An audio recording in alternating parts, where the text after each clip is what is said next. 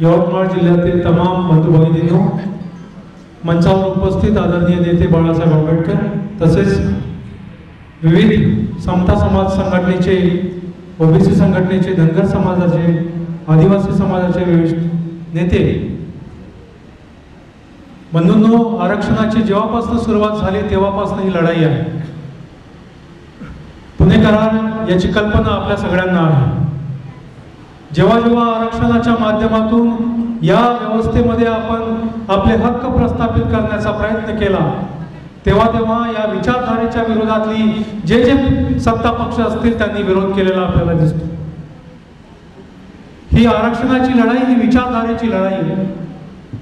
ही विचारधारेची लढाई असताना सुद्धा आपण बघितलं की मागच्या निवडणुकीमध्ये जे काही आपल्याकडे संविधानाच्या नावावर कार्यक्रम आयोजित केलेत त्यांना आता प्रश्न विचारला पाहिजे की जे असमानता निर्माण करतायत त्यांच्या बाजूने तुम्ही आहात की जे समता निर्माण करतायत त्यांच्या बाजूने तुम्ही आहात.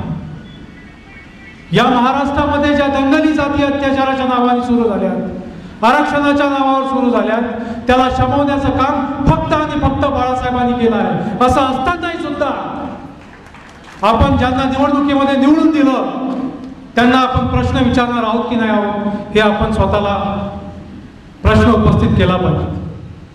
मित्रहो, कालपर्यंत जो गरीब मराठ्यांचा प्रश्न म्हणून आरक्षणाच्या भूमिकेमध्ये मागणी मागत होता त्या मागणीला आपलंही समर्थन आहे आणि आजही पक्षाची भूमिका आहे की गरीब मराठ्यांचं ताट वेगळं असलं पाहिजे.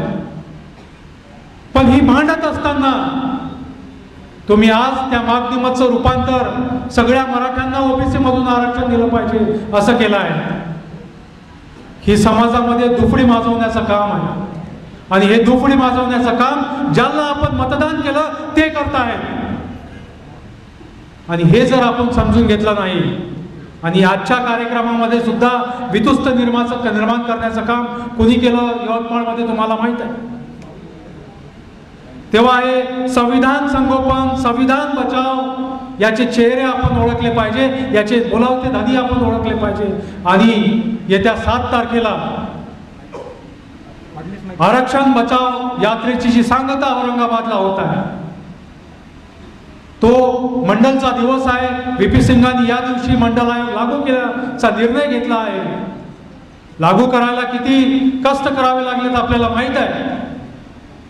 नोकरीच्या क्षेत्रात तर आरक्षण लागू झालं, पण शैक्षणिक क्षेत्रामध्ये 2008 मध्ये आरक्षण लागू झालं आणि त्याच्यावर आता सुद्धा बंदी आलेली आपल्याला दिसते वेगवेगळ्या ठिकाणी. 3 वर्षापासून आपल्याकडे निवडणुका नाही आहेत. आरोग्याचे प्रश्न निर्माण झाले आहेत, शाळेचे प्रश्न निर्माण झाले आहेत, पण याच्यावर कुठलाही पक्ष बोलत नाहीये. कारण त्यांना या व्यवस्थेमध्ये ओबीसी नाकारायचा आहे, या व्यवस्थेमध्ये ओबीसीचं प्रतिनिधित्व नाकारायचं आहे, म्हणून ते निवडणुका घेत नाही आहेत. आणि हे जर आपण लक्षात नाही घेतलं, विचारात नाही घेतलं तर आज जे पक्ष बोलू शकत नाही, जो मनुवाद बोलू शकत नाही, ते न्यायालयाच्या माध्यमातून शेड्यूल कास्ट आणि शेड्यूल ट्राईबच्या आरक्षणाच्या मुळावर येते आहे. म्हणून ही गोष्ट आपण समजली पाहिजे.